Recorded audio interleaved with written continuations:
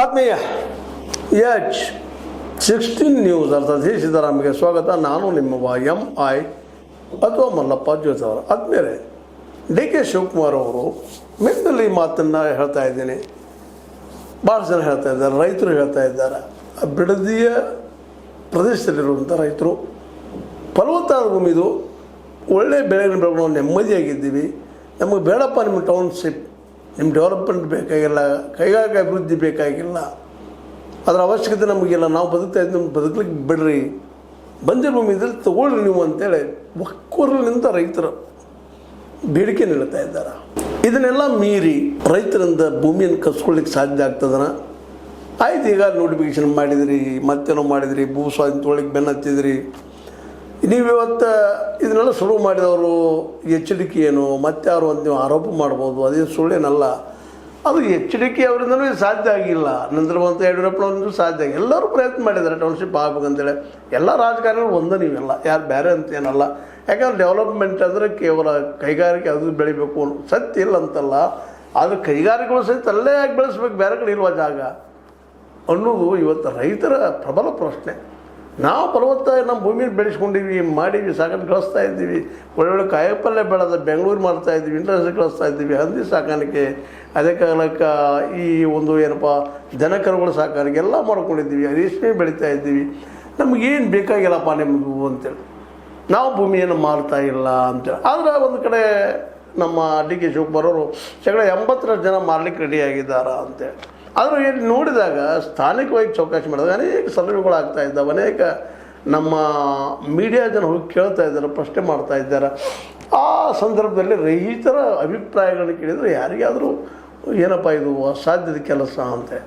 ಯಾಕಂದರೆ ಕೆಲವರು ಅಲ್ಲಿ ಏನು ಬಾಳುತ್ತಿರುವಂಥ ಒಂದು ರೈತರು ಏನಿದ್ದಾರೆ, ಹೆಣ್ಣು ಮಕ್ಕಳು ಇರಲಿ ಗಂಡು ಮಕ್ಕಳು ಇರಲಿ, ಅವರು ಇವತ್ತು ಈ ಭೂ ಸ್ವಾಧೀನ ಮಾಡಿಕೊಳ್ಳೋದ್ರ ವಿರೋಧವಾಗಿ ದಿನಕ್ಕೆ ಕಠೋರ ಆಗ್ತಾ ಇದ್ದಾರೆ. ಸ್ವತಂತ್ರವಾದ ಮೀಡಿಯಾಗೆ ಬೇಕಾಗಿರುವುದು ಸ್ವತಂತ್ರ ಧ್ವನಿ. ಆ ಸ್ವತಂತ್ರ ಧ್ವನಿ ಉಳಿಸಲು ನೀವು ಮಾಡಬೇಕಾದದ್ದು ಇಷ್ಟೇ. ಅದೇನಪ್ಪಾ ಅಂತಂತಂದ್ರೆ ನಿಮ್ಮ ಕೈಲಾದಷ್ಟು ಸಹಾಯ ಈ ಚಾನಲ್ಗೆ ಮಾಡಿ ಹಾಗೂ ನಿಮ್ಮ ಧ್ವನಿಯನ್ನು ಕಾಪಾಡಿಕೊಳ್ಳಿ. ಇದು ಅನಗತ್ಯ ಸಮಸ್ಯೆ ಮಾಡ್ತಾ ಇದ್ದಾರೆ DK ಶಿವಕುಮಾರ್ ಅವರು ಅಂತೇಳಿ. ರೈತರಿಂದ ನಿಶ್ಚಿತವಾಗಿ ಸೆಳೆದು ನಿಲ್ತಾರೆ ಅನ್ನೋದು ಅಲ್ಲಿಯೇ ಒಂದು ನಡೀತಿರೋದು ಸರ್ವೆಗಳಿಂದ ಅವ್ರ ಹೇಳಿಕೆಗಳಿಂದ ಸ್ಪಷ್ಟ ಆಗ್ತಾ ಅನ್ನೋದು. ಅದು ನೀವು ಎಲ್ಲ ಕಡೆ ನೋಡ್ಬೋದು ಇವತ್ತು. ಅದನ್ನು ಮತ್ತು ಅಲ್ಲಿ ಭೂಮಿ ನೋಡಿದಾಗ ಗೊತ್ತಾಗ್ತದೆ, ಇದು ಬಂಜರ್ ಭೂಮಿ ಅಲ್ಲಪ್ಪ, ಒಳ್ಳೆ ಭೂಮಿ ಅದ, ಇಲ್ಲಿ ಎಲ್ಲ ಬೆಳೆಯುವಂಥದ್ದು ಎಲ್ಲ ಪ್ರಯತ್ನ ಮಾಡಿದ್ದಾರೆ ಹಲವಾರು ವರ್ಷಗಳಿಂದ. ಅದನ್ನು ಬೆಳೆಸ್ಕೊಂಡು ಬಂದು ಇವತ್ತು ಒಂದು ಹಂತಕ್ಕೆ ತಂದಿಳಿಸಿದ ರೈತರು ತಾವು ಬೆಳೆದ ಬೆಳೆಯನ್ನು, ತಾವು ಬೆಳೆದ ಮನೆಗಳನ್ನು, ತಾವು ಬದುಕಿದ ಮನೆಗಳನ್ನು, ತಮ್ಮವರನ್ನು ಕಳ್ಕೊಂಡು ಹೋಗ್ಲಿಕ್ಕೆ ಸಾಧ್ಯ ಇಲ್ಲ.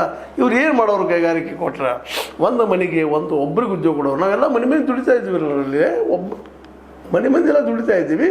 ಒಬ್ಬರಿಗೆ ಯಾಕೆ ನೌಕರಿ ಕೆಲಸ ನಾವು ಬೇಕಾಗಿಲ್ಲ. ಅದು ನಾವು 1 ಎಕರೆಯಲ್ಲಿ 2 ಎಕರೆಲ್ಲ ಬೆಳೆದು ನಾವು ನೆಮ್ಮದಿಯಿಂದ ಆಗಿದ್ವಿ ಅನ್ನುವಂಥದ್ದು. ಇದನ್ನೆಲ್ಲ ಮೀರಿಸಿ ಕನ್ವಿನ್ಸ್ ಮಾಡೋ ಶಕ್ತಿ DK ಶಿವಕುಮಾರ್ ಅವರಲ್ಲಿ ಅದಾನ ಅಂತ.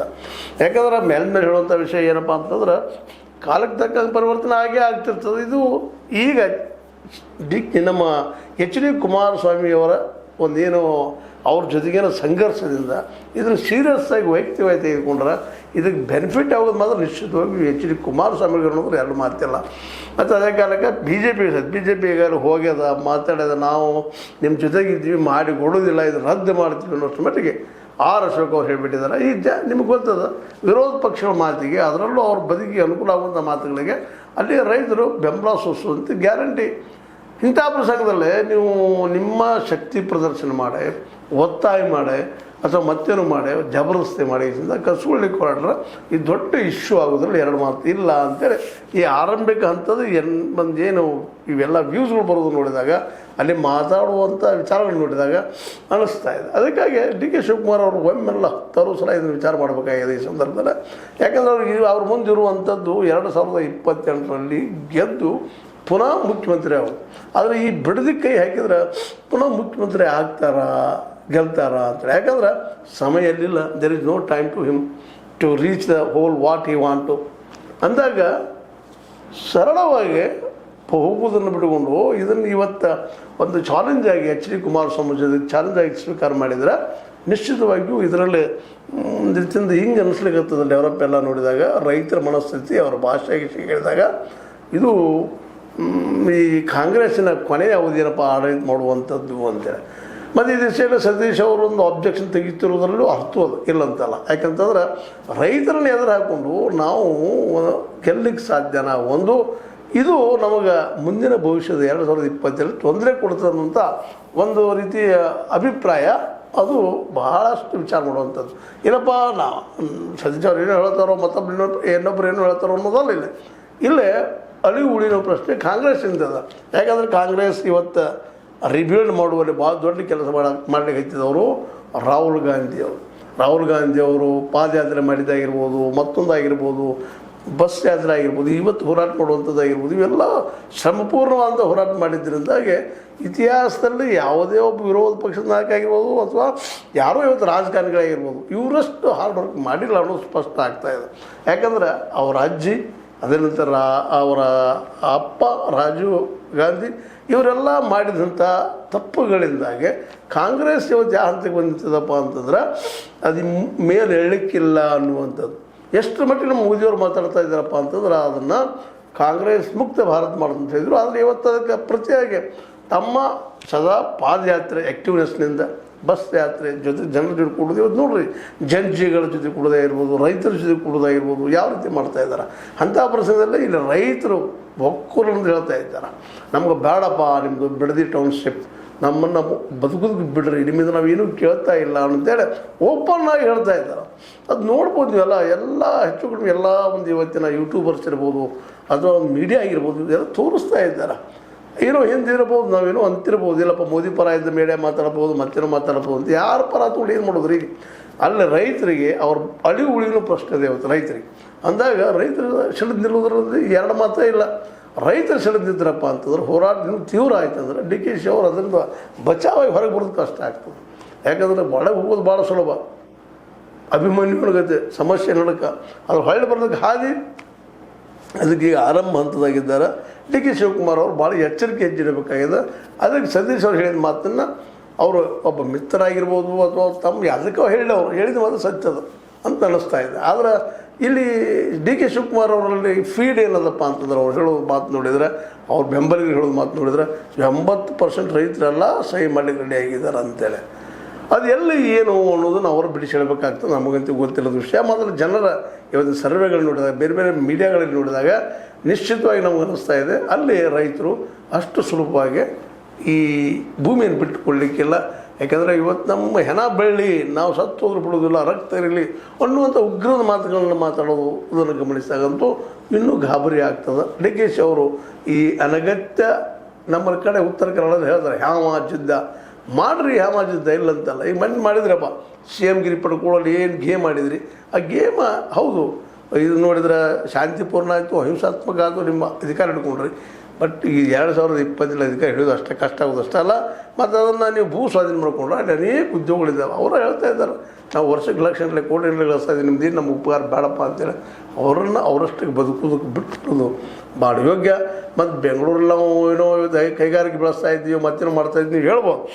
ಆದರೆ ಇಲ್ಲಿವರೆಗೆ ಎಷ್ಟು ಬೆಳೆಸಿದ್ರಿ ನೀವು ಬೆಂಗಳೂರಲ್ಲೇ? ನಿಜವಾಗಿಯೂ ಬೆಂಗಳೂರಲ್ಲಿ ರೋಡ್ ಇಂಪ್ರೂವ್ ಆಗಿರ್ಬೋದು, ಮತ್ತೇನೋ ಇರ್ಬೋದು, ಇದ್ದು ಉದ್ಯೋಗ ಕಡಿಮೆ ಆಗ್ತಾ ಇದ್ದಾವೆ ನಿಮ್ಗೆ ಗೊತ್ತದ. ಸ್ಮಾಲ್ ಸ್ಕೇಲ್ ಇಂಡಸ್ಟ್ರಿ ಆಗಿರ್ಬೋದು, MSMEಗಳಾಗಿರ್ಬೋದು ಎಲ್ಲ ಬಿದ್ದು ಹೋಗ್ತಾ ಇದ್ದಾವತ್ತು ಗೊತ್ತದ.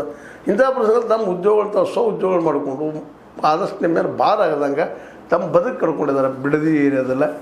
ಅವರನ್ನು ಅವರಷ್ಟು ಬದುಕೋದಕ್ಕೆ ಬಿಡೋದು ಭಾಳ ಯೋಗ್ಯನೋ ಅನ್ನಿಸ್ತದೆ. ಇನ್ನು ಡಿಸಿಷನ್ ಅವ್ರಿಗೆ ಬಿಟ್ಟಂಥದ್ದು. ಆದರೆ ರೈತರು ಮಾತ್ರ ಅದ್ರ ಜೊತೆಗೆ ಇನ್ನೂ ರಾಜ್ಯದ ರೈತರು ಸಹಿತ ಅಲ್ಲಿ ಬರುವಂಥ ಎಲ್ಲ ಸಾಧ್ಯದ ಜೊತೆಗೆ ಮತ್ತು ಈ ಅವಕಾಶವನ್ನು ಯಾಕೆ ಬಿಟ್ಟು ಕೊಡ್ತಾರೆ ವಿರೋಧ ಪಕ್ಷದವರು? ಅವರು ಇದ್ರ ಬೆನಿಫಿಟ್ ತೊಗೊಳ್ಳುವಂಥದ್ದು.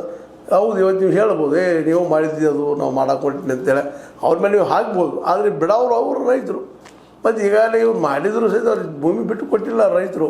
ಹೀಗಾಗಿ ಇದು ಯಾವ ರೂಪ ಪಡಿತದ ಅನ್ನೋದು ಮಾತ್ರ ಈಗಲೇ ಹೇಳಲಿಕ್ಕೆ ಆಗೋದಿಲ್ಲ. ಆದರೆ ಒಂದು ಮಾತ್ರ ಸತ್ಯ, ರೈತರು ಮಾತ್ರ ಸುಲಭವಾಗಿ ಭೂಮಿಯನ್ನು ಸರ್ಕಾರಕ್ಕೆ ಒಪ್ಪಿಸುವಂಥ ಕೆಲಸ ಮಾಡಲಿಕ್ಕಿಲ್ಲ ಅಂತ ಭಾಳಷ್ಟು ಜನರಿಗೆ ಅನ್ನಿಸ್ತಾ ಇದೆ. ಆ ದಿಶೆಯಲ್ಲೇ DK ಅವರು ಮತ್ತು ವಿಚಾರ ಮಾಡುವಂಥದ್ದು, ಮತ್ತು ಚಿಂತನೆ ಮಾಡೋ ಜೊತೆಗೆ ಇನ್ನೊಮ್ಮೆ ತಮ್ಮ ಹಿರಿಯರೊಂದಿಗೆ ಮಾತಾಡಿಕೊಂಡು ಜೊತೆ ಅಷ್ಟೇ ಅಲ್ಲ ರಾಹುಲ್ ಗಾಂಧಿ ಅವ್ರ ಜೊತೆಗೂ ಇದು ಮಾತಾಡ್ಕೊಂಡು ಹೆಜ್ಜೆ ಇಡೋದು ಯೋಗ್ಯನೋ. ಮಾತಾಡಿರ್ಬೋದು ಈಗ ಇಲ್ಲಂತಲ್ಲ, ಬಟ್ ನೀವು ತಿಳ್ಕೊಂಡಿದ್ದಕ್ಕೆ ಅಲ್ಲಿ ವಾಸ್ತವವಾಗಿರೋದು ಅಂತ ಅನ್ನಿಸ್ತದೆ. ಯಾಕಂದರೆ ಎಲ್ಲ ರೈತರು ಒಂದೇ ಥರದ ಮಾತಾಡ್ತಾ ಇದ್ದಾರೆ.